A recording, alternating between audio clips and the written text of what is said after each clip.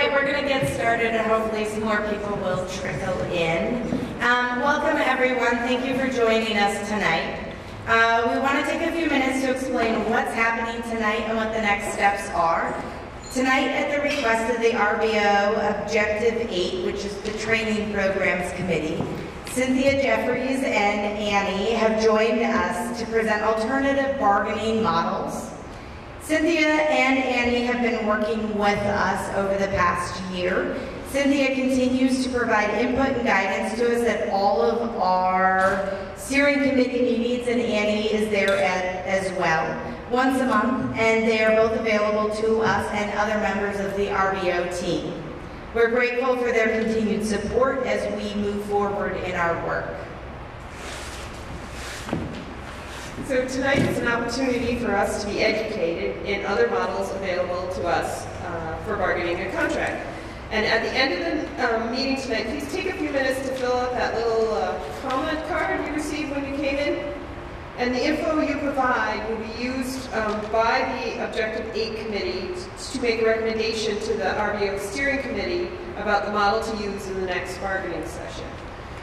If the Objective 8 group recommends using the alternative model, it will present its recommendation to ANITA and the ANESU bargaining groups.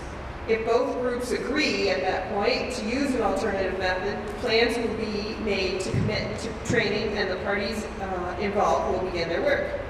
So thanks to Objective 8 for organizing this great presentation and to Cynthia and Annie for joining us. I'll turn it over to you guys. Okay, great. Thank you. Well, I'm Cynthia, for those of you who haven't met me, and this is my colleague Annie. Annie was not with our office when we started this program, almost a year and a half ago. And she came shortly after the RBO was completed with the parties, so we started integrating her into the process so that she could get to know you. We're thrilled to be here. Hopefully the information that we have to share with you tonight will help you make a decision as to how you want to conduct your bargaining sessions going forward. My understanding is that you have a 2-year agreement, a year of which is already done. That's fairly normal with traditional bargaining, because traditional bargaining is generally set up to be adversarial. But for those of you who don't know us, we work for an agency of the federal government called Federal Mediation and Conciliation Service. We were set up under the Taft-Hartley Act, and our sole purpose and existence in this world is to promote labor management, harmony, and peace, and to try to minimize the impact or stop, in totality, any type of action that would interfere with the free flow of commerce of the United States. Primarily, that means strikes, and we hear about them all the time. That's what federal mediators are charged to do. There are no fees for our services for groups like yourselves. Sometimes there are fees for service, but that involves only federal agencies. So all of everything that we do is we have a budget that is submitted to Congress every year. Hopefully it gets approved, it does. But it's all part of the overall budget of the United States. We are an independent agency, so we report to no one except the President of the United States. Our director reports directly to the President of the United States, and that is for the very reason that what we do, when we work with parties, we maintain your confidentiality and we maintain our neutrality. We don't take sides with either party. That's what makes us effective. If we were part of another federal entity like Department of Education, that might be a perceived compromise of our neutrality. So that's why we are independent. We do not just collective bargaining mediation, but as this group has experienced, we do a heck of a lot of different types of trainings, education, and assistance to the parties. And basically, we work with the parties, assess what their needs may be, and present what our thoughts are, excuse me, and then that's up to them as to what they're going to do, which is what we're going to do tonight. We are going to present, compare and contrast of 3 different bargaining models that are commonly used in school districts, especially these days, And then the decisions will be yours, what you do with it going forward. I will say that this group, and I want to commend this group for the tremendous progress that you have made and the time and commitment that you have put forth since you embarked on this journey. And you all need to be very proud. Things have come a long ways. You still have work to do. This is yet another piece of that puzzle. So with that, unless there's any questions about who we are or what we do, we'll go ahead and talk about what the models are.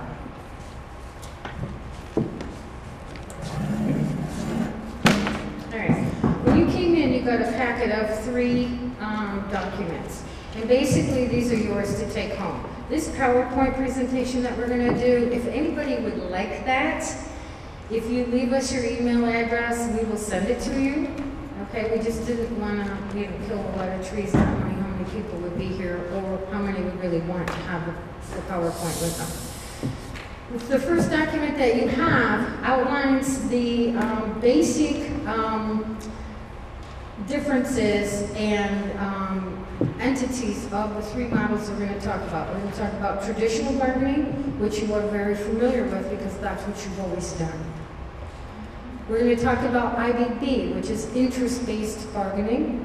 And we're going to talk about another program that is unique to FMCS in the way that we do it. There are other hybrid models out there, but it's called critical issue bargaining. The other 2 documents, these are going to be just some review papers that you can take home, and pretty much information is going to be covered in the PowerPoints that we're talking about. Okay? So, let's talk about traditional bargaining. Okay? Traditional bargaining is set up to have 1 winner and 1 loser. I don't care who you are, where you go, that's what it looks like. There is someone who feels, one party feels they won more than the other, and one that feels they lost or gave up more than the other. We hear it every time we go into collective bargaining mediation, we hear that. Well, we have given up on almost everything, and they haven't given up on anything.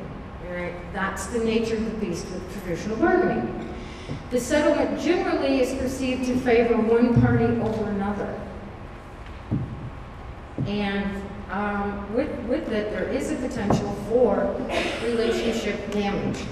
That, again, has to do with the adversarial style that it's set up. With traditional bargaining, there are agendas that people have predetermined. And you do that in your own confines of your own group, and it's not shared with the other side. Okay? So, you know, the management team will strategize and set their agenda of what they want, and they will do the same on the union side, but they don't share that strategy. And because that's why we do bargaining chips, okay? It's all about power, all right? So when you come into traditional bargaining, you have unrealistic and inflated bargaining demands and priorities, all right? There's a lot of secrets, evasions, games, who's going to blink first. That's how it has been set up since collective bargaining began. Worked well back in the 30s, 40s, 50s, 60s. But then what happens? The world changes. And when the world changes, we have to look at different ways to do things. Traditional bargaining has a very rigid approach, and there's typically little room for movement. And you're certainly not going to tell the other side what your room for movement is. That's part of your own strategy. And if you give that up too soon, then you feel like you've lost your power or your ability to obtain what it is you really wanted to have.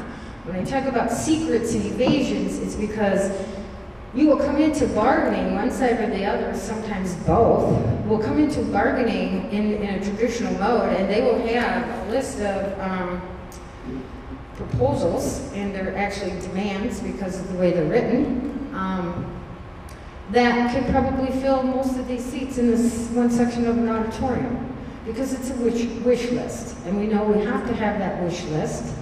In order to whittle it down, we know going into it, which of those items we're willing to give up because they're really not important, but there are bargaining chips. Okay, that's traditional bargaining. There's little to no room for problem solving in traditional bargaining, for cooperation. And all of this that I've talked about right now, that all sets the stage for conflict. And the people who participated in the RBO process, they learned a lot about conflict and what causes it and how to deal with it and what's a better way to approach it. So just, when we talk about traditional bargaining, that stage is set for the conflict. That's the way it is set up. And that is typically the way the majority of people have been taught and practiced collective bargaining. I know I certainly did. I wasn't always a mediator. In my prior life, I was management, and then I was union. So I've been in both seats at that bargaining table. Now I'm at a neutral seat, okay? So I've been there, I've done it. And I knew when I was doing it that there were better ways to do things. So, let's talk about modified traditional bargaining models. The first one we're going to talk about is what's known as interest-based problem solving. Now, with the people who attended the RBO, and I know there's quite a few here tonight that did, you learned these components in that. Okay, you learned interest-based problem solving. The steps and techniques are the same in the interest-based problem solving that you are utilizing and practicing at all levels within the schools today. Okay, this is something that has helped and is helping to transform this relationship and bring it back around. So I was talking to an individual earlier this evening who said that, things go along really well, and it seems like we're really making progress, and then something happens. And my question to this person was, do you deal with it differently now than you did prior to the RBO and learning this interest-based problem solving? And the answer was, absolutely. It's dealt with entirely different. And that's okay. You're always going to have setbacks. You're always going to have disagreements. You're human beings. Disagreements happen. It's what you do with them and how you handle them. So in the interest-based, in a nutshell, it's the same principles as what we taught you in the RBO. You're going to be dealing with issues, interests, options, standards, and solutions. Okay, it's 5 steps, same as the interest-based problem solving. Now the principles are also the same. You're going to focus on the issue, not on personalities or the past. It takes that component right out of it. Then after you focus on what the real issue is, and when we talk about issues, when you come into traditional bargaining, you get a piece of paper handed to you that says, the association proposes, sometimes the word demand is used, X amount percentage wage increase. When you use an interest-based problem-solving process, that is transformed into a question of what's the real issue, and the real issue is we need a livable wage increase, okay? Now you need to figure out why do you need that? What are your interests in that? What are your concerns? Because for every issue, there's an interest, but there also is a concern. Because if my issue is that, and we agree that the issue is we need to afford, a realistic, affordable increase for the teachers, for example, there are concerns. Okay, and the first concern that I would think of is, what's your idea of realistic and fair? Okay, and that's okay, because you need to confront those and you need to understand what each other's concerns, interests, and fears are around those proposals. You don't get that opportunity in traditional bargaining. Those discussions don't take place. Okay, that's not the system. The system here is set up that you have to identify those. You do these in joint sessions, You have ground rules. You very seldom, most parties will agree that they can take what's known as a caucus in the ground rules, but the caucuses should be limited because both of these processes that we're talking about tonight are meant to be face-to-face, thorough discussion, full transparency, to get to the real issue that addresses what it is we need, why we need it, how can we get there, and then come to consensus on that. That's the IBB process. Information is shared freely and openly, which is not the case in traditional bargaining. I talked to some parties today on my way down here who said, I can't get the other person, the other side to agree to come to the table. They agreed to mediation, but I can't get them to give me a date. And they're saying they're not going to move, it's a waste of time. So my question to the person I was speaking to was, have they said why this particular, it's a scheduling issue, okay, a staffing issue, how much staff is going to be at any given point in time. Have they shared to you what their concern is about going to these staffing levels? Nope. Because those discussions don't take place. In interest-based, in critical issue bargaining, they have to take place. It's part of the process. From there, after you've done your information sharing, you will generate options. That's commonly known as brainstorming, okay? And you just throw out every conceivable idea that you can have. And then what you do as the next step is you have a predetermined set of standards. We suggest, is it feasible? Is it beneficial? Is it acceptable? Feasible is going to cover things like, is it cost effective? Can we do it? Would it fix the problem? Okay. Beneficial is, sometimes resolutions aren't necessarily have like this big, huge, long list of benefits, but they will have a list of, well, it really doesn't hurt anything. So if it doesn't hurt anything, it's still a viable option. Then you use a consensus process after you've used the standards to whittle down the options that you've generated as to what could work. In the IBB process, it is a consensus-based process. If you don't reach consensus, you don't have an agreement. Okay. Which brings us to the critical issue bargaining. With the critical issue bargaining, it is a hybrid collaborative bargaining model which encourages earlier and full information sharing and problem solving, and which provides a built-in transition to traditional bargaining for resolution of unresolved or other critical issues. With interest-based bargaining, there really isn't a well-defined transition if the parties decide, you know what, this is just not working, and we can't possibly do this for our bigger issues like, say, wages and benefits. We need to go back to traditional bargaining, which is always in the ground rules that you can. Generally, in the ground rules, you're going to keep any tentative agreements that you've already, agreed upon, and then just simply go back into the traditional mode. You both go your own ways, you split off into your own sides, you caucus independently, you have very little dialogue going forward from that point on. In the critical issue bargaining, because of the way it's set up, and I'm going to walk you through the steps a little bit more defined in this, although this is by no means anywhere near what the full training is. Because I think it's important for you to see how that transition and how it prepares you better if you have to go or feel you need to go back into the traditional mode. And that's okay. Okay? I don't want anybody to think that if they try one or the other of these alternative models and they end up going back into traditional at the end, towards the end, in the more difficult economics, I don't want you to feel that that's a failure or a setback, because it is not. Okay? And the more you practice it, the more proficient you come at it, and it's very common for parties to kind of feel themselves slipping back to that traditional platform at the end.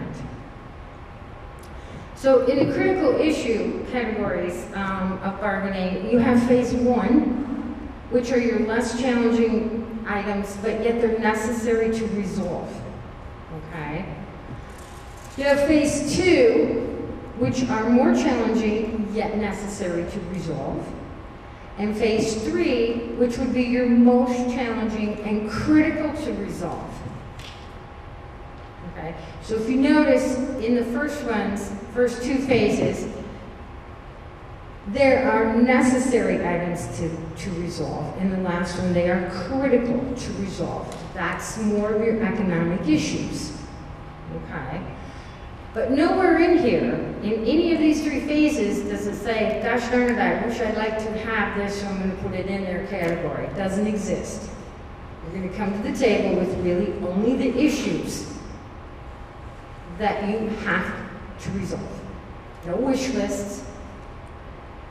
And when you come to the table with them, you don't have the wish list because you're not going to be using bargaining chips to gain what your agenda is.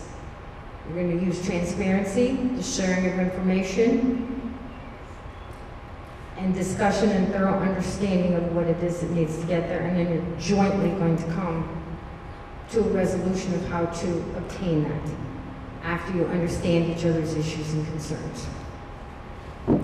So let's talk about this a little bit more. In the phase 1 steps, I'm just like throwing everything around up here.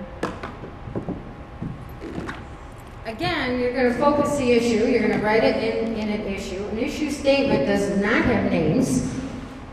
It does not have a resolution. And it is not accusatory.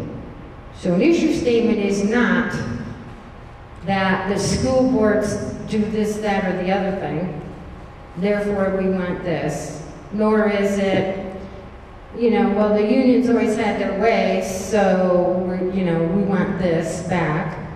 None of that exists in the issue statement. They're jointly agreed upon and tweaked. You're each going to come to the table with your own issue list, and you'd be surprised how many issues you really have in common when you use a process like this,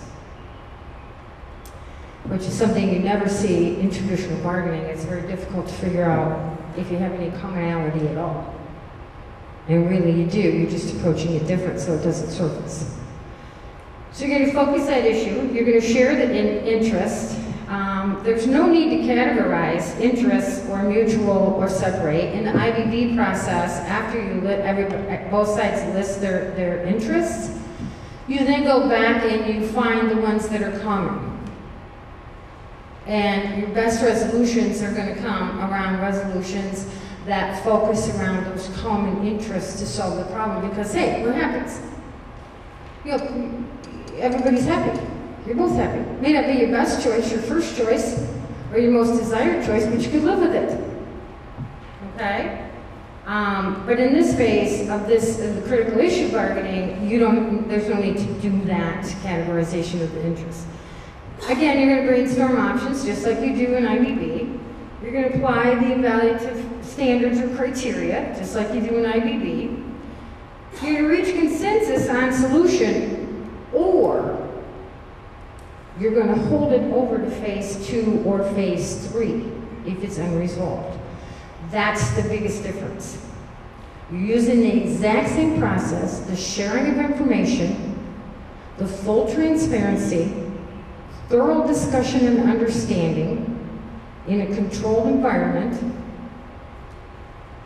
to understand, but you don't have to reach consensus. Remember I said in IBB, if you don't reach consensus, you don't have agreement. And then you just simply poof, everything from there on out sometimes just kind of goes right downhill and you end up in traditional bargaining, and any issues that you hadn't got to, you don't even run the process, okay? Here, if you don't reach consensus, you don't reach consensus. You hold it over to the next level. Okay? So phase 2, again, phase 2 is the same exact process. Focus the issues of these more critical ones that you have identified, okay, the more challenging ones in the phase 2. Again, share your interests, issues, concerns, and fears. Consensus-based discussion, if it's feasible, including concept options, Because here in this space, you don't have to talk in just necessarily outright clear resolutions. You could talk in concepts. Okay, well, you know, this is the concept of, gosh, maybe forming a healthcare cost containment committee. Is that a concept that would be worth fleshing out? Okay, so it's a concept. It's not a full resolution. So you have that ability to do that in the CIB process. If need be, in light of discussion, you can exchange more realistic written concept proposals and discuss how to move towards resolution. So you can see where it's starting to integrate a little teeny bit of the traditional style here, okay? Because you now are building in, after you've had full discussion, transparency, sharing of information, understanding your interests, concerns, and fears, okay?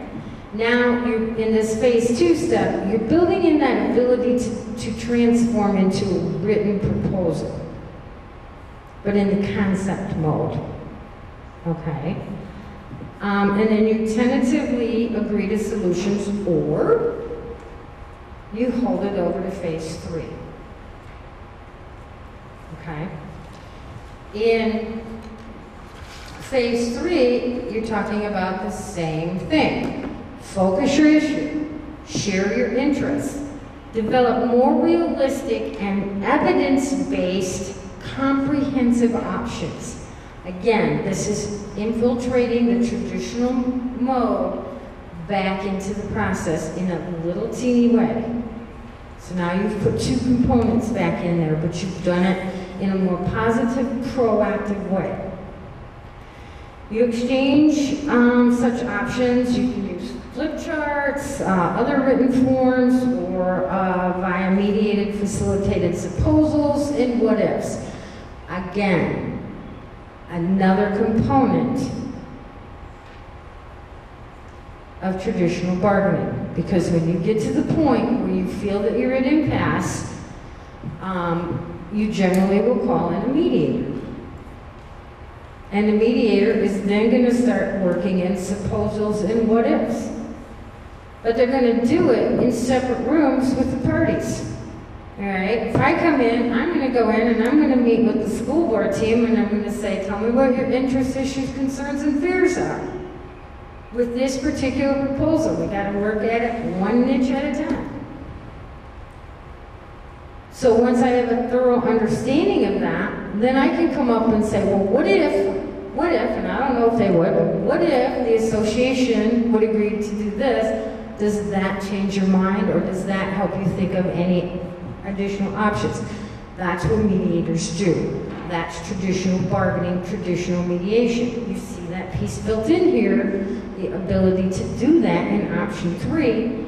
If you don't reach consensus, you're always going to try consensus with each of these levels, but if you can't, you've got to fall back in critical issue bargaining. And in the phase 3, if you've moved things in, that's when you can, again, in a traditional mode, towards the end of bargaining, you're going to start packaging things, and that's where the true ideas come out and the true agendas of each party come out, is when you start to see those packaged proposals at the end, the must-haves.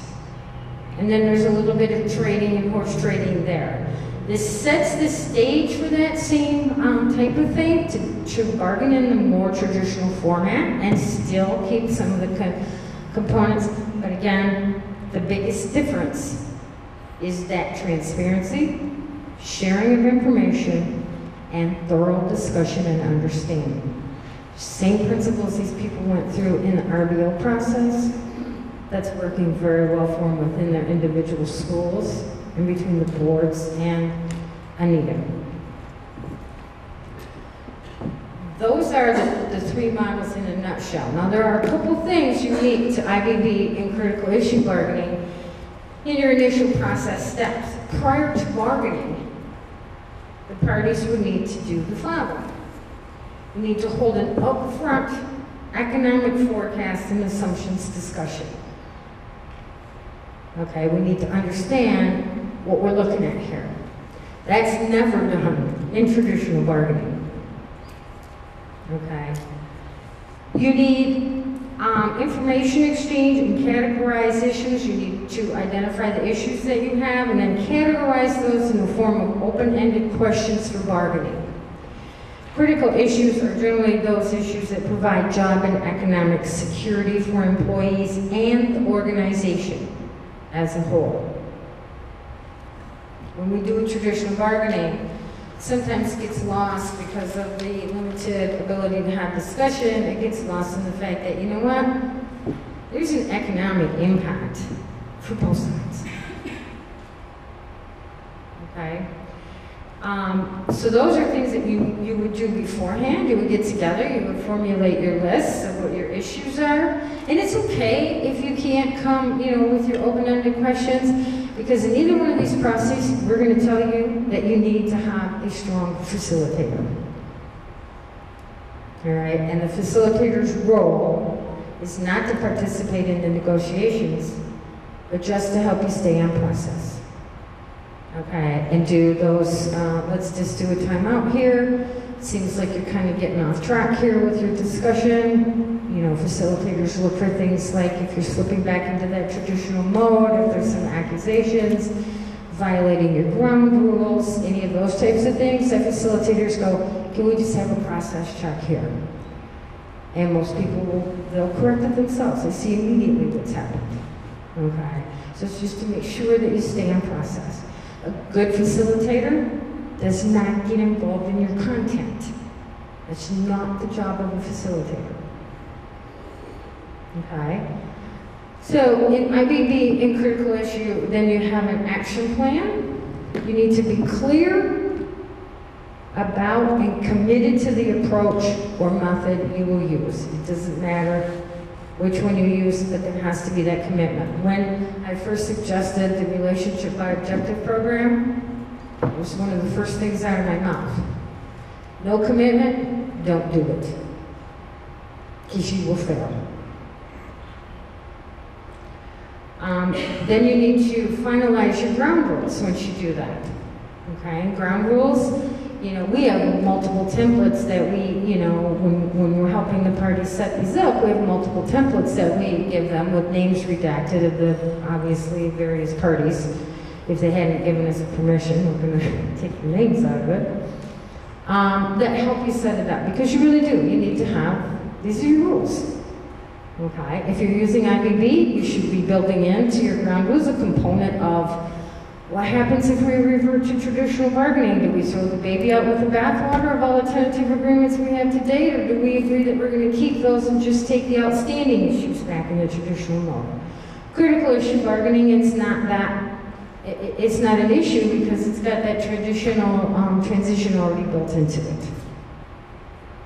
Those are things. If you're meeting after school or right after school, which school districts and school associations have to do typically, you need to talk about, we only have so much time because we're not going to get through, all these issues. We're tired. You don't want to get tired, okay? And you get tired. If you're hungry, you get cranky. So are you going to bring in food? Are you not going to bring in food? How's it going to work? Is one side going to do it? Those are all logistics that you need to work out, and they're all identified in your ground rules. You need to share information towards the goal of transparency and communication. You guys have come a long ways with that, and I think you see the benefit of that. You've lived the benefit of that so far.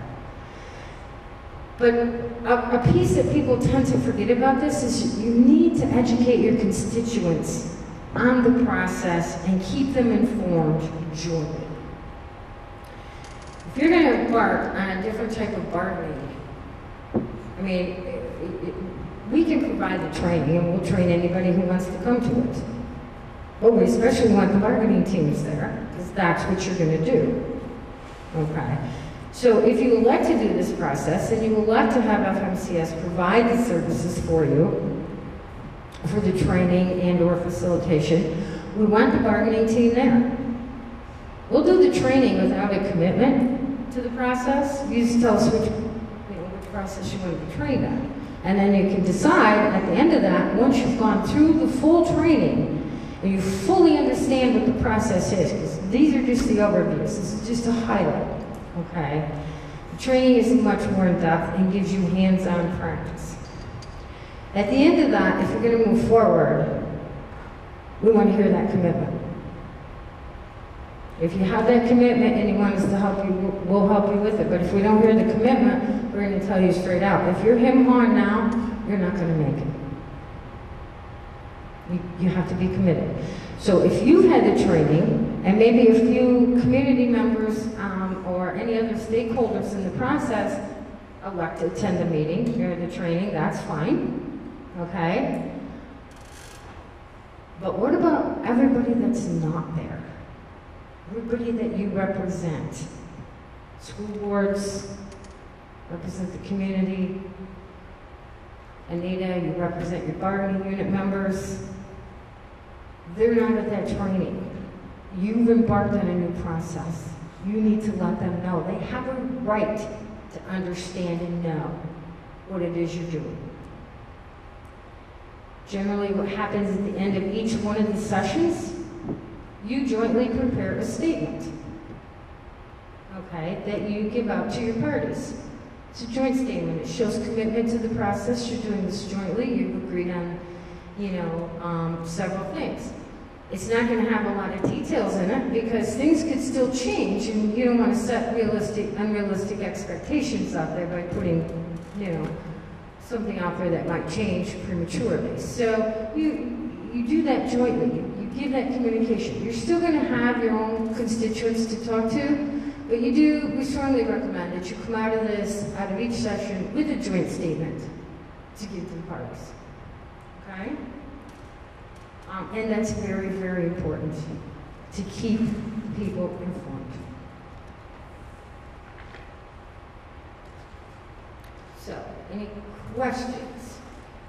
That basically is the presentation in a nutshell.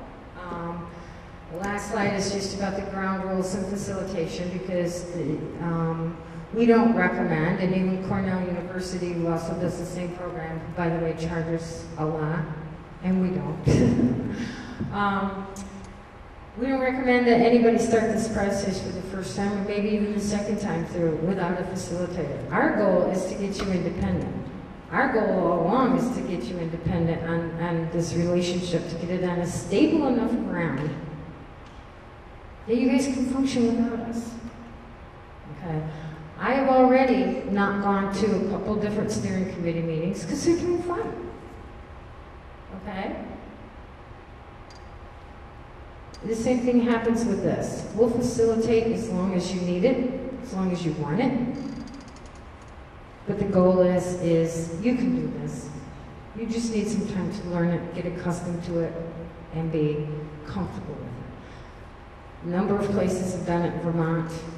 I recommended several places that I know are fine with us, who have given us permission to tell parties that they've done it. The city of Burlington. The city of Burlington has done this with all three of their 4 bigger bargaining units for 3 times. And we sent you to Washington Central U32. They've done it for a number of years. They started out with us. They did very well. We stopped going to their meetings. They got a little bit hung up that first time around on wages. We went back in, helped them with 1 session. Boom, they got it done. And they've been well on their way since. We just went back up and did a refresher for them because some of the team members have changed. Other than that, they function totally independent. Yeah, we have a microphone. Oh, I'm fine, really. Oh. I'm like sweating up here. My question is more about, I'm curious about the relationship with organizations within the state that have a very vested interest on what we do. So how do we work independently and yet somehow balance that with what the Vermont NEA wants us to be doing or what the VSBA wants us to be doing? We could be working as well as we want to, but they're watching closely too and want to make sure that whatever we're doing doesn't have a negative impact on where their priorities are. Sure. You know what I'm saying? Sure. no different, Katrina, with any of the school districts with the Vermont NEA. U32, they just said, we're doing this. It's what we want to do. Okay? Typically with the Vermont NEA, they don't, well, I'm not ever going to wear, but I could be wrong because I don't do everything. Typically, they don't send the UniServe director in until you reach impasse, and then they come in at that point. Prior to that, the school districts are free to make their own decisions and come to their own agreement. The UniServe person comes in at the very end when impasse is declared. Because then they really need to be involved, because if you end up going to fact-finding, they're going to be the ones that have to present it, and their legal department has to, Tim Belcher and them have to present it, okay? Then when it comes back out of fact-finding, if you are not in agreement to accept that fact-finder's report, you know what the next step is. So they have to be involved at that point. Up until that point, typically not. That doesn't mean that there's no communication between between the officers of the bargaining unit and, in this particular case, Sean. But in all of the areas that I've done it, it's never been a problem because the parties are free to come to their own agreements. Now, there may be some things that might be a little bit more problematic, like, choice of health care and that kind of stuff.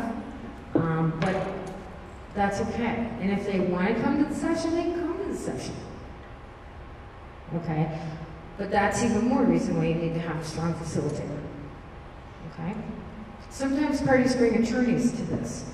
Sometimes attorneys will sit in this. I had a school district in Massachusetts that I did this with, and the school boards had their attorney there. Well, this attorney was very well versed in the interest-based problem-solving mode, and very much engaged and very much committed to it. But again, whoever you bring to that table has to be committed, and that includes your attorneys, and that includes UniServes. That's kind of was my question is from what I understand, even before there is a conversation that begins about negotiating, there's things that the state-wide union basically doesn't want to have happen, like a conversation about health insurance. Pretty clear.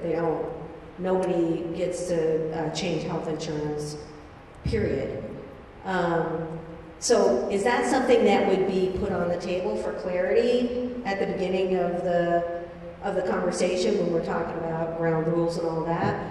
What the state level of union has said, you're not going to do that, so that's the way it is, because it feels like that we're at a disadvantage at the school board level if we don't know what the state is giving us. Absolutely. That full transparency that I talked about, that's a two-way street. All right? That has to be, or it doesn't work. And if it is decided that healthcare is off the table, we all know that, we all know what the ACA, we all know, right, Amy? We all know what the ACA, we don't know 30 seconds from now what's changing in it, okay? And we're federal mediators. We should be knowing these things, but we don't. We don't know them any sooner than you do. But we do know that, we do know the Cadillac tax is pushed off. We do know certain other criteria has been pushed off. We do know that these Cadillac plans have to make, these grandfather plans have to make transitions in order to stay in business. If they make them, great. Does that mean they're affordable? Maybe, maybe not. We don't know. But if it's not feasible to change plans for a lot of different reasons, pension's another issue, sometimes it's just simply cost prohibitive to change pension plans, okay? And so that's not an option, but that doesn't mean that there aren't other options that you could talk about that might be beneficial, but don't harm the plan. Okay? I mentioned earlier, say you decide to have a healthcare cost containment committee. You know, labor management committees play a vital role in relationships and the ongoing discussions. Okay? Healthcare cost containment committees can do the same thing. You may not be able to make a change, but you should at least be able to jointly look at why the costs are the way they are. Maybe there are other things you can do. There's a lot of innovative ideas out there that don't change the plan, but incentivize, and I just did this with a school district not too far from here. We talked about, look, you can't get out of the VHI plan, okay? That's the way it is. It's not going anywhere. But what if you did a wellness plan? What if you did something that you could work out with VHI that could actually allow you to give a percentage decrease or something like that, okay? Those types of discussions can and should still take place after the full transparency of you can't change plans. Does that answer your question? Okay. Hi. So I have to admit, you know, I'm kind of going on hearsay and what I've heard, and I don't know if it's actually true, having had nothing to do with negotiations previously. But I have the impression that currently negotiations are between the boards and the union with a little bit of central office, but no real input from principals and that kind of in-between management. And that worries me. That seems like, you know, we're talking about what's happening in the building, and they're a crucial part of that. And so I wonder if this is any different. Well, I mean, I think that's something you can't tell each other who they're going to have on the team, because then, you know, you'd be facing probably some legal actions. So knowing that you can't dictate to the other party who comprises their team, you can address in your ground rules, for example. Okay, the fact of how are we going to get enough information on these critical issues? And maybe if you're doing critical issue bargaining, maybe you just need it for the phase 3, the most critical, crucial must, that you need that full input. You jointly can decide how are we going to go about getting that. Sometimes, a lot of times in this process, either one of these processes, IBB or CIB, you will actually decide on subcommittees, joint subcommittees, that will go out and gather the data. Okay, so maybe they have to go to each principal or each bargaining unit. Where's Kayla? I don't know what you call them. Kayla, Tom, whatever you call your stewards or chairs. You have a grievance chair, you know that, right? The building reps? Yeah, the building reps. You know, you jointly decide in your session what it is you need, how you're going to get it, and who's going to get it. So that's the all-inclusive part of it. And then you send that team out, you simply table that issue for that session, you send that team out, their job is to get the data, bring it back and report to the full bargaining teams as to what they found out. And then you use that data to move forward, utilizing the steps of the brainstorming, or of the process itself. So you may have indirectly addressed this issue, but what I'm wondering is, you know, the rubber really hits the road when it comes to the money, you know, and it seems to me that inevitably things will devolve, even in both of those two options, the alternative options, that there's a probability that things will devolve into the traditional bargaining model. And I'm just wondering if there's anything built into the alternative models that will derail the potential for adversarial or confrontational way of dealing with the money stuff, the money and health, you know. Somebody spoke at me in the eye. It's called a facilitator. Okay, that's a facilitator's job, is to control that adversarial environment.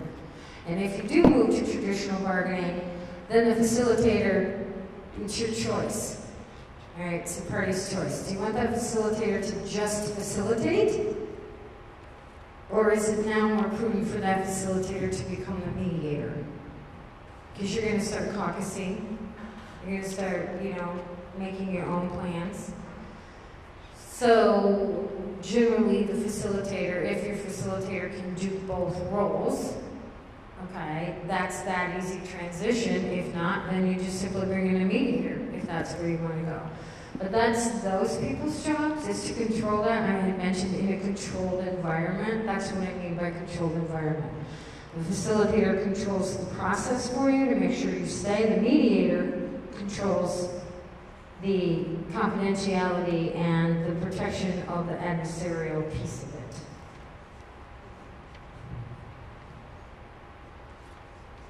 I'm just wondering if it always has to be subcommittees that go and gather information, or is it possible that the group decides to bring experts in? So if it would be the principals or healthcare people or whatever. Absolutely. It's the group's decision. The key is it's a joint decision. No party has the ability to say, no, this is the way we're doing it. That's traditional bargaining. Okay? So yes, you do use, quite frequently you will bring in or can bring in experts. You jointly decide who that's going to be, which sessions you're going to bring them in. The use of experts is actually written into most of the ground rules. Okay? And along those lines, it may not make sense that it's a union person and a management person who goes out and gets information. Maybe it's something that's readily available in central office that the association bargaining team says, we know that's right, just go get it and bring it. The key is you make those decisions together based on discussion. One more question. How often do you guys suggest that the bargaining group meets, and then like for how many hours each session? Well, we don't necessarily make a recommendation on how frequently you meet because we know everybody's schedules are busy, but we will recommend that you don't go weeks on end without meeting, okay? The more frequently you meet, the quicker you're going to get done. We recommend generally about 3 hours. Okay, 4 pushing it. Okay, 4 would be max that we say. This is intense work. Right, Dawn? And I'm not easy, so. Hi, I'm just curious about the facilitating and, for example, with U32, you occasionally do this facilitating, or are there other people that are brought in to facilitate at the start of the negotiation? How does that work? And who did U32 use in that case? U32 used me. Yeah. It was myself and another mediator out of Portland, Maine, Elaine Temple. Elaine came the first couple sessions, and then it's just quite simply too far for her to drive, especially in the dead of winter, and that hill going up to U32. Whew, that's a bucker.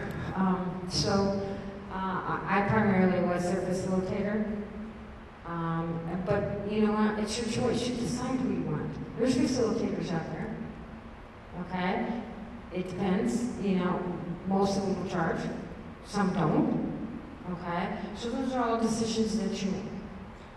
And in our case, since it looks like we'll be needing to start in September, which I can barely believe, but that timeline, I would think we would need to get on it fairly soon in terms of taking the initial steps.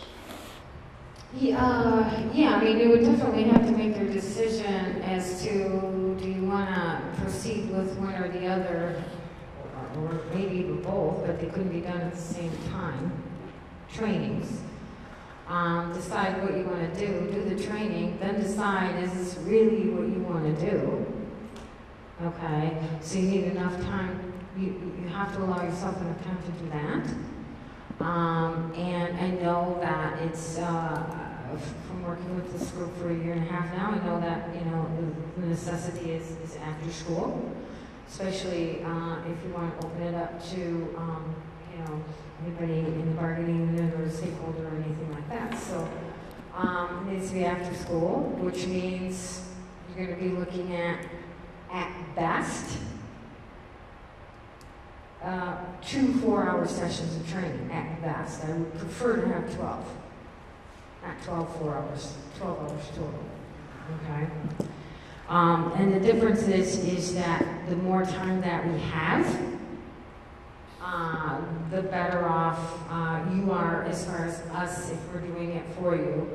Other people can, you know, they have their own thing to do. But as from our perspective, the more that we build in actual practice of each of the steps, the easier it is for you to grasp and understand. We did the same thing at the RBO, okay? A lot of times what I like to do is take a really simple, easy problem that you know would come up, that would definitely make your list of something that has to be resolved, okay? And use that as the practice problem. And then, poof, guess what? You already solved all your problems by the time you're done with training, okay? Now, one thing I did point out is that in both of these models, these alternative models, we will tell you in training, you will only bring to the table the must-dos, no wish list, okay?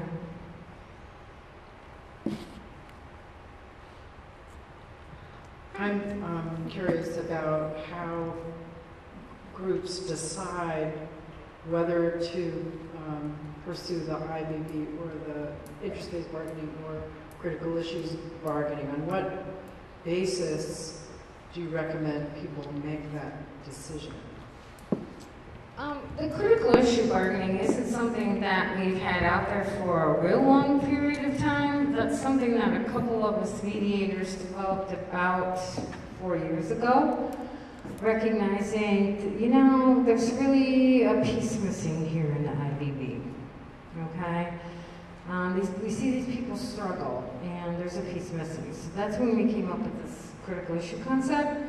I would say for a group of knowing this group intricately like I do, I would say you would lean more towards the critical issue bargaining. And the only reason I would say that is because you've made such great progress. And and this all was going on in the face of these protracted traditional bargaining that was going on, and you still did it. You did it within your buildings, okay? But I would hate to see any type of major setback in a relationship by not having that protection, giving that support and protection. So that's why I would say probably the critical issue bargaining. If we make recommendations, it's on an individual basis. We don't recommend one or the other as a rule. It's based on what we know about the parties.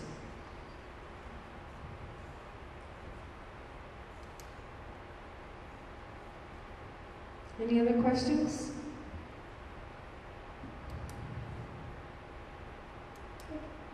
Well, yes. I guess just, talking about the critical issue bargaining, with the built-in sort of transition or reversion to traditional bargaining, wouldn't that seem like a failure? I'm going to pose that back to you. Why? I mean, if the idea is to really have a frank and full discussion that is at its basis non-adversarial, as much as possible. It seems like slip-sliding back into the traditional bargaining posture. I don't know, it just seems contrary to the whole idea. Remember the slide that we had earlier? Let's see.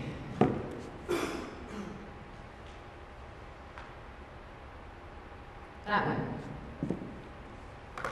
We talk about inflated, unrealistic bargaining demands and priorities. We took that component out just simply by working the CIB process before you get to that point where you would transition. So we took that out. Secrets, evasions, games, who will blink first, we took that out. Okay, the process is built so that it can't happen. Rigid approach, little room for movement. Again, that component's been removed because you've had the discussions, you've shared information, you've jointly gone and obtained that information, you have a thorough understanding of it. Okay? Little to no room for problem solving or for cooperation. Again, you took that component of conflict right out of there. So if you do end up in traditional, your components for conflict don't exist. It just simply means at this point, instead of working in, because you're still going to try to come to consensus on each of those issues, even in CIB. And it's only going to be those that you can't find your way clear on consensus. And that's okay, because they're hard issues.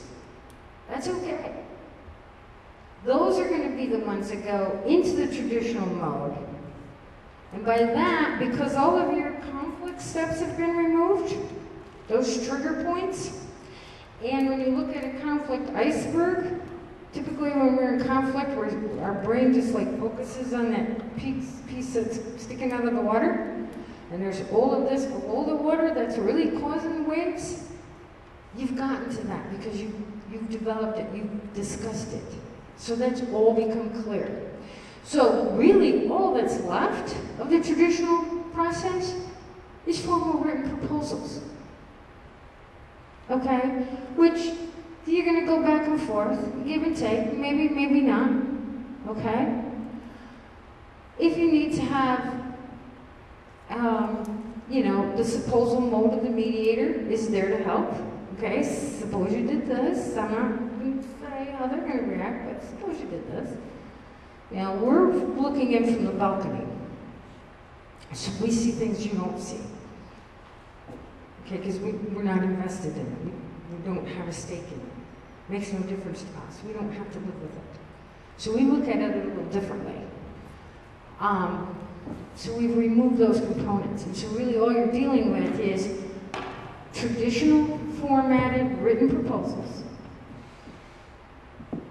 caucuses that happen that aren't going to happen in, the rest of the process. You're going to be allowed to strategize. You're going to be allowed to talk to the mediator in private and confidence, okay? And you're just going to work with that non-confrontational piece of the system.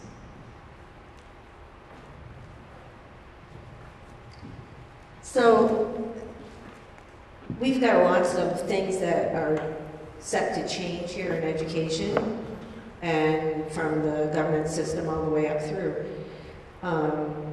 Conversation about individualized learning, and there's 1,000 things change, and one of the things that the boards have to think about is change in the way the days are set up, and kind of big picture, how do we do this, how do we get this accomplished, and where does that fit into that, because that is a opposite of status quo, which honestly it always feels like with our bloated, crazy contract that we have here in this district, that even though it may appear on some level that it's a wish list, it's not a wish list. It's things that we really need to figure out how to change and adjust to, from everything from numbers of students, the student-to-teacher ratios, how the days look for kids, all of those things. And I don't see where this fits into that. I can see where this can be a conversation about salary and benefits, but I don't see where we get that big picture thing to work. And I feel like that's such a critical piece that has been missing from everything that we've done so far, whether in negotiations or anywhere. But in any case, that's my question. I'm not sure what you mean by this bloated contract. I'm not sure what that means. I just mean But is it? what I mean is this contract just keeps getting added to and added to and added to. It's contracts. Yeah. Right, but there's agreements in there that were made, ages ago, that if we were to start with a brand new contract now, I think there would be differences in the way that it would get approached, and maybe should be different. But I think it's a confusing contract, frankly. When you read it, it's very confusing. I just think that it's a tough one. Contracts are geared that way. I mean, there's no way that you can write language that every single person that picks that up, reads it, is going to interpret it the same way. It's never going to happen. Okay, so that's always going to be problematic. All right. In respect to these changes that you have to make, and how does it fit into this process? Again, we know there are changes. All right. We don't know necessarily on each and every one of them all of the details or the exact criterion parameter and when. If you know positively it's something that's going to have to be done during the life of the contract that you're dealing with, then yeah, you need to work out the details in that. Aside from that, we see all the time, I mentioned labor management committees. Labor management committees are not to further negotiations as far as changing what you agreed upon and ratified, but they are meant to have those continuing discussions open in the same format as what this process does. All right? So that by the time it rolls around and you need to make the change, look, whether you're in open contract or not, if you're compelled by the government to do something, you have to do it. You still have to bargain it with that union. Okay?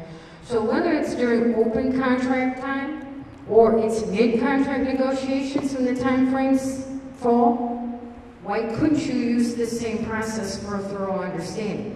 This is all geared towards, the more I know, I have to make change. How many in here like change? Okay, so we got 1, yay, and 2, and the rest are like, Okay? Change is hard. Now, if I were to ask you on any given topic of change why you don't want that change, you're going to do what? You're going to tell me your interests, your concerns, your fears. Is that not what this process is for? So once you understand, you have to make the change, but you have to understand why people are fearful, concerned, or on board with it. Okay? And the only way you can do that is to have these types of discussions. Does that answer your question? Or? I'm just wondering how comparables come into play, if at all, with the other two bargaining methods. Comparables. I'm not understanding. Can you? Yeah. For instance, the association will give us a comparable for a certain benefit, and they'll say, well, Addison Southeast is this. Wages in Chittenden County are this, that kind of thing. Does that come into play in any of these other models? It can. It's information that you would need to know, but in traditional bargaining, when one side or the other presents their evidence-based information, so frequently we hear, we don't trust that. We don't believe that. So, yeah, it's all information, it's out there. You want to stay competitive, but you also got to be cognizant of your budget, okay?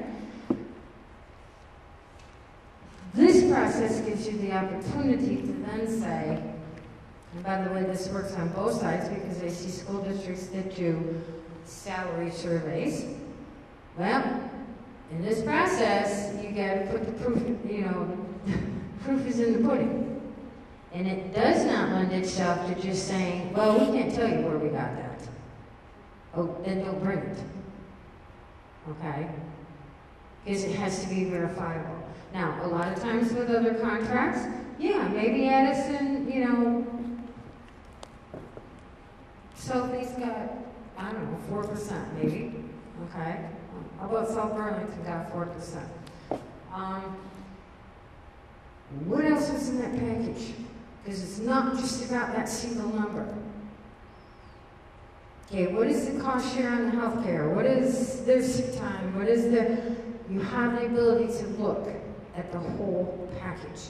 And you say, you know what, that's great. Let's take a look at the rest of the benefits. But by the way, the association's going to do the same too. Where did you get the information on that survey? We want your sources and we want to know what else is involved in that. Then you got to go get that. So it's evidence-based and it's total transparency. Trust takes forever to build. It's broken in the blink of an eye. Okay, once it's broken, it takes a lot longer to rebuild. And so that's why we frequently hear, we often hear from places, I've heard it here. Okay, we all know, we've talked about this. Okay, the trust is starting to come back. And people are feeling pretty good. Okay, so we got to continue that path. That sort of gets to my question. You did have a slide that talked about starting with the economic forecast.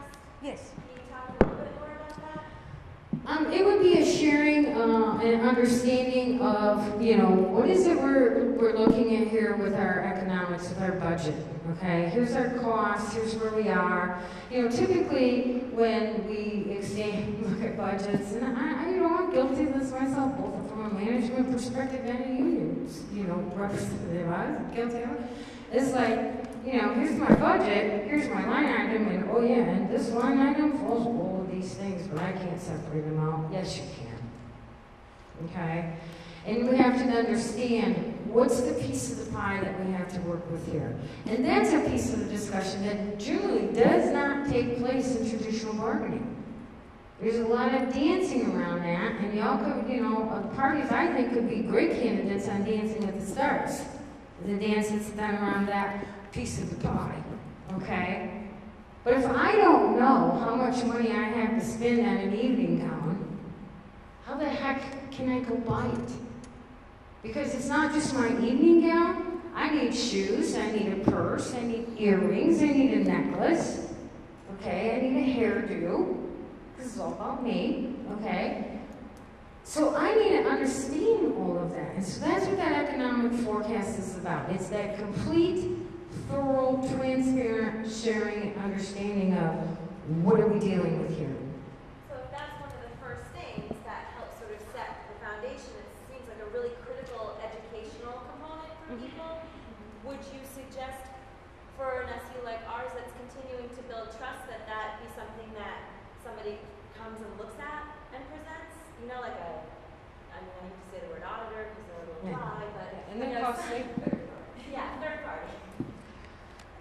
I think that's something that you're going to have to sit down and talk with, quite honestly, the officers of the association, with Kayla and Tom and that kind of stuff, and what's the best way to go about that? Because, from our perspective, we want the parties to talk amongst themselves.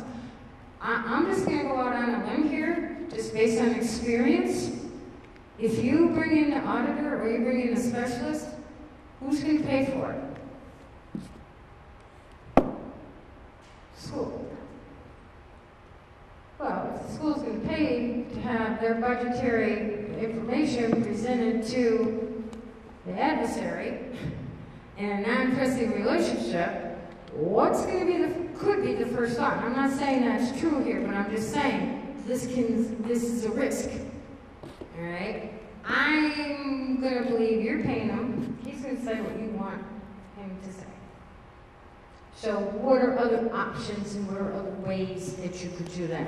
Hey, you could present it openly and honestly, okay, recognizing they may have questions. Then you find the answers to the questions. Okay? That's one option, but there's lots of options. And so that's why I say I would think that that would be a discussion that you would have. And by the way, I think you guys are doing great. So these are just examples from real life experiences that we've had, not necessarily you guys. So to get to the economic question, there's a third party that sits at this table that doesn't have anybody there for them, and that's the taxpayer. Mm-hmm. And the taxpayer doesn't want more and more money taken out of their source of funds. Right. It's not an infinite amount of money that we can take from. Mm-hmm. So thinking that we can continue to do 2.5% increases on budgets across the board when taxpayers have been saying very adamantly that they cannot sustain those kinds of increases. If you come into a bargaining situation saying we're level funding everything, there's 0% increase to your budget because we can't do it because you don't know what the state's going to do either, so that doesn't help. But anyway, you only have a finite amount of money. Mm-hmm. And how do you get both parties to agree that, I'm blanking on the word, but appropriate budgeting is a good thing? Because the taxpayers they're not able to afford it anymore, and it's getting harder and harder. Are they not taxpayers too? Yes. And that's a typical scenario. You know, if it comes in that the budget doesn't have any increases, it doesn't have any increases, but that's important information to know and understand. And so what does that mean? Well, all right, sometimes we have to make tough decisions, all right? And sometimes we need to figure out how we're going to make it work. And that's why we think that this process is more in tune with that, especially as for building a relationship and maintaining one, is because those in-depth conversations take place and the budget in totality gets looked at, okay? That doesn't mean that at some point that contract might come back and there is increased spending. That doesn't mean that that couldn't happen, but what it does mean is that they're more cognizant of where they need to cut corners, where they need to move things around, and how they need to massage things, all right, to minimize that or eliminate it, depending on the case. It's hard to say. Now, when we're talking about contract negotiations or any type of negotiations, it very much comes down to what are the risk versus options and benefits, okay? And sometimes those final agreements will come back where there is a certain amount of increased spending. Then people have to decide, all right, can I live with that as opposed to $15,000, $20,000 that needs to be spent on fact-finding, all right? It comes back as a recommendation, and nobody's bound to, okay? And if the fact-finders report after spending that $15,000 to $20,000, which is, I get it, it's a shared cost, but you know what? If I got to spend $10,000 out of my money and the union out of theirs, because I got to have this recommendation, because that's what statute says, okay? I don't have to like that decision when it comes back, right? So I, as a school board, can say, no, we reject the fact finders and we're going to impose. Well, you do that, and you know what's going to happen for sure then. You're going to get a strike notice. Okay, then you talk about costs of all of that. All right, so that's what I'm talking about, risks versus options.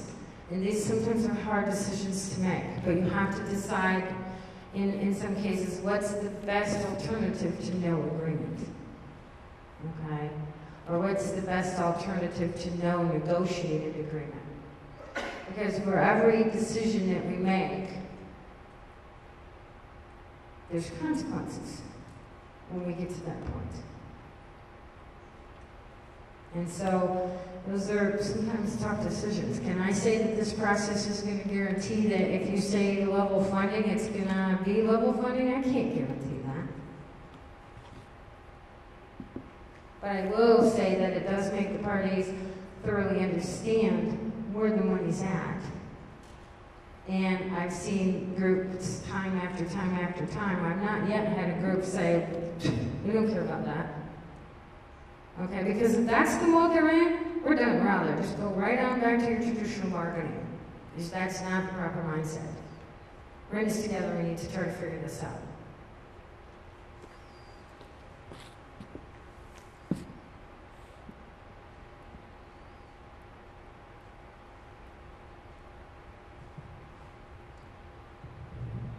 I'm curious, you probably know we have a new superintendent who's going to be starting July 1st. And I'm curious about what role the superintendent plays in either IBB or CIB, or what you recommend about that, or what you've seen work the best about that. In the majority of the cases in the school district, the superintendent is there as part of the process. You know, but again, those are your individual decisions.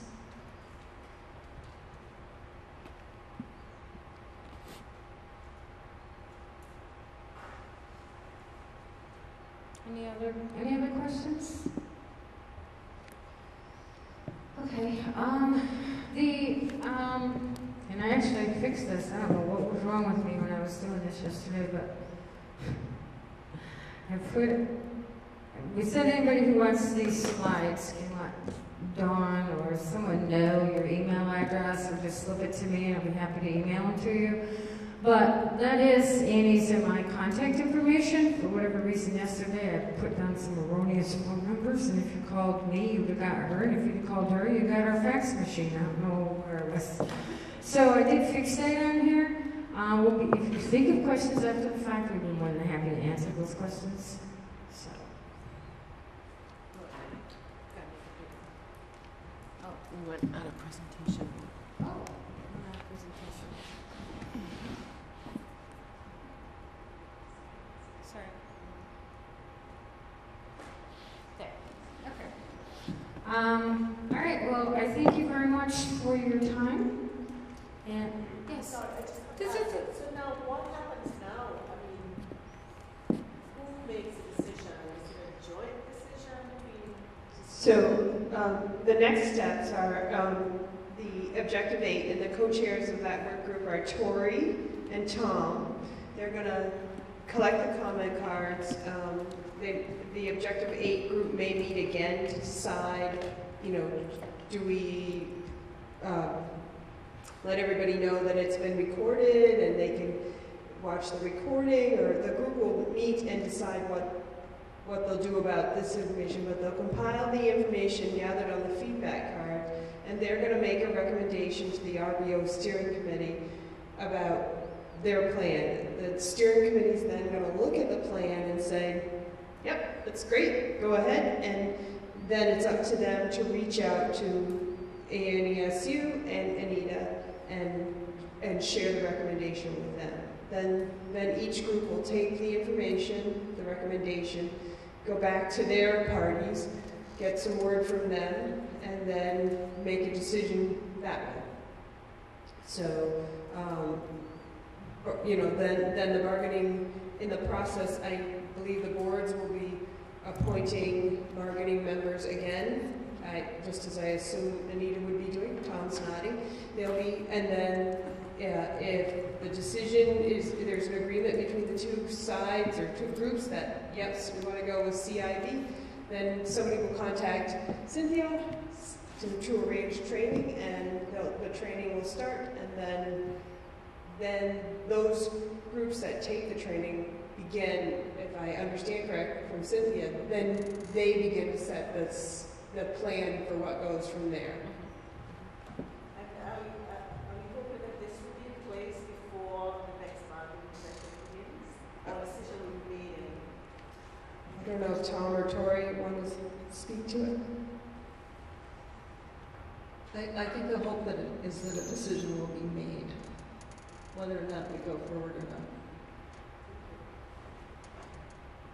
Okay, so if everybody will fill out their comment card and leave it on the back table with Tom there, we'll grab it on the way. And you can let other members know that we were able to get Meet TV here, so they recorded it. So at some point it'll be available for viewing, and they can hear the presentation, all members and community members included.